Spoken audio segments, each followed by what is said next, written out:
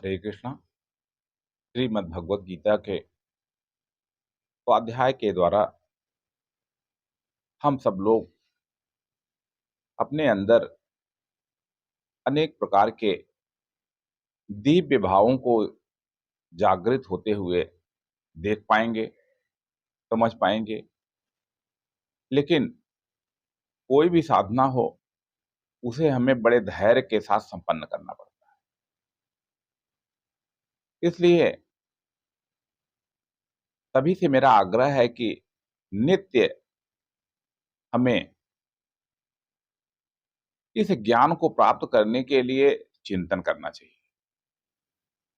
जैसे हम अच्छी वस्तुओं को, अच्छे भोजन को, अच्छे वस्त्र को प्राप्त करना चाहते हैं, उसी प्रकार से हमें उत्तम कोटि के ज्ञान को भी प्राप्त करने का संकल्प लेना चाहिए। स्वयं अपने आप को प्रेरित रखना चाहिए।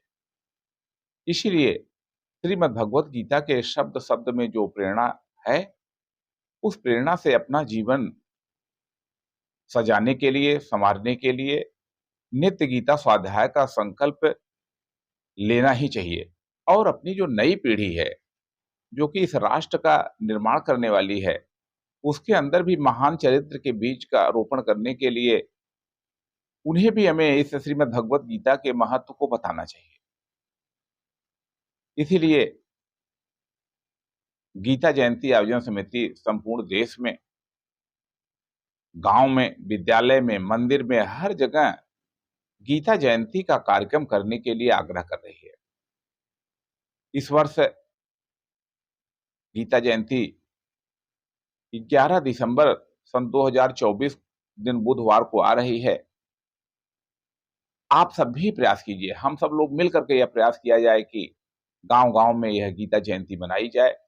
उसमें सब लोग जुड़ें और अपने जीवन को आगे ले जाने के लिए कार्य करें।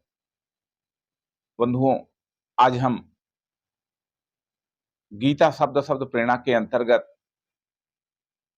11वें अध्याय के 8वें श्लोक को पढ़ रहे हैं, जो कि बड़ा महत्वपूर्ण श्लोक है और वह इस प्रकार से है। श्री भगवानुवाच न तु मां शक्यसे द्रष्टुम् अनेनैव स्वचक्षुषा दिव्यं ददामि ते चक्षुः पश्य मे योगमैश्वरम्। श्री भगवान ने कहा, हे अर्जुन, तुम अपने इन प्राकृतिक नेत्रों से मेरे दिव्य स्वरूप को नहीं देख सकते हो। मैं तुम्हें दिव्य दृष्टि प्रदान करता हूं और तुम मेरे योग ऐश्वर्य का दर्शन करो।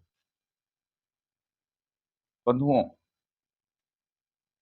इस श्लोक में कई बड़ी महत्वपूर्ण बातें कही गई हैं जिस पर हमें चिंतन करना चाहिए। पहली बात तो यही है कि दिव्य दृष्टि का होना। देखा जाए तो 3 प्रकार की दृष्टियों के बारे में चर्चा होती है। पहले तो ये अपने चर्म चक्षु हैं, दूसरा ज्ञान चक्षु है और फिर तीसरा है दिव्य दृष्टि या दिव्य चक्षु।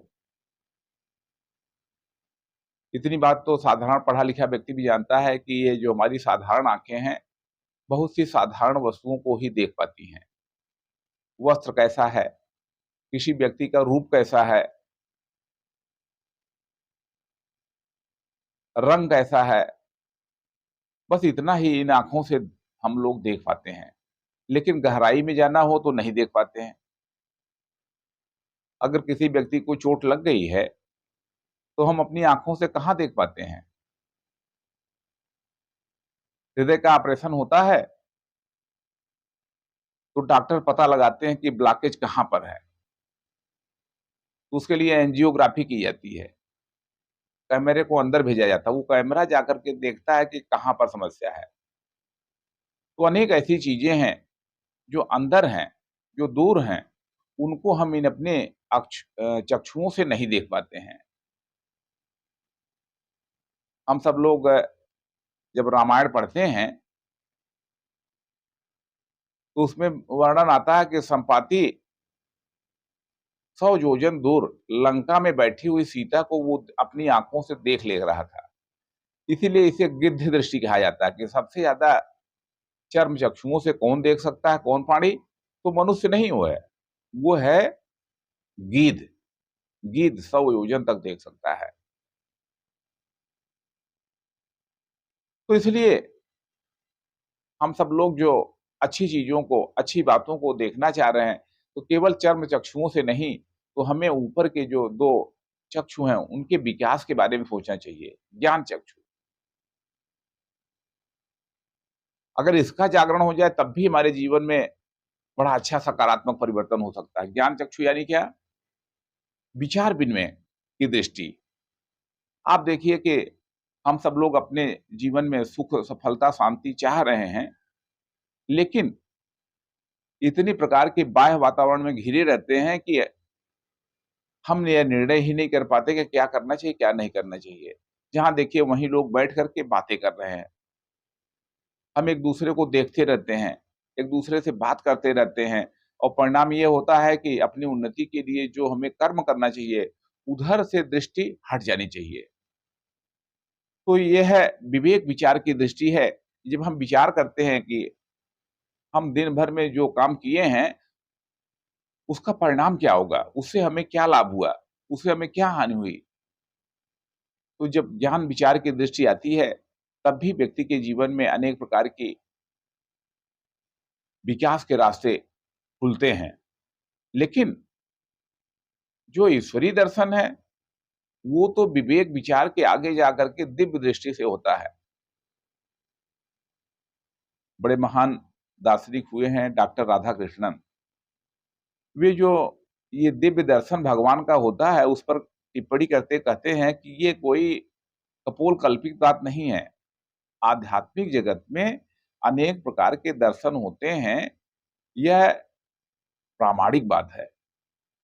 लेकिन ये जो दिव्य दर्शन होते हैं, ये साधारण तरीके से नहीं होते हैं। हम इसको यहाँ भी कह सकते हैं कि अनेक हमारे समाज में कवि हैं, बहुत से लोग वैज्ञानिक बनते हैं, बड़ी अच्छी-अच्छी कविताएँ करते हैं, तो आखिर ये बातें आती कहाँ से हैं?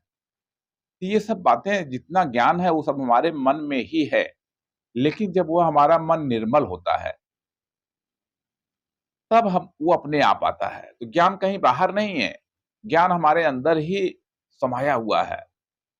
बाबा तुलसीदास जी कहते हैं, इसी ज्ञान के बारे में कहते हैं, श्री गुरु पद नख मणिगण ज्योति, सुमिरत दिव्य दृष्ट हिय होती। यानी हमारे हृदय की में भी एक दिव्य दृष्टि उत्पन्न होती है। यानी हम भावनाओं से उस बात का मूल्यांकन करते हैं। कोई केवल इन चर्म चक्षुओं से देख करके ही सही बात का अनुमान नहीं किया जा सकता है।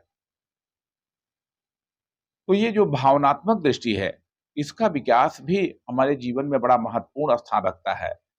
अगर हमारा मन निर्मल ही नहीं है, मन हमारा कामनाओं से, मन हमारा लोभ से, मन हमारा आशंकाओं से, मन हमारा भय से, ऐसी तमाम बातों से जब वो व्याप्त रहता है, वो निर्मल नहीं होता है और परिणाम ये होता है कि जो विश्व का दिव्य दर्शन है, वो नहीं होता है। बंधुओं, हम एक बार इस पर चिंतन तो करें, कैसे हम अपने ये जो दृष्टि है, दृष्टि की निर्मलता को प्राप्त कर सकते हैं।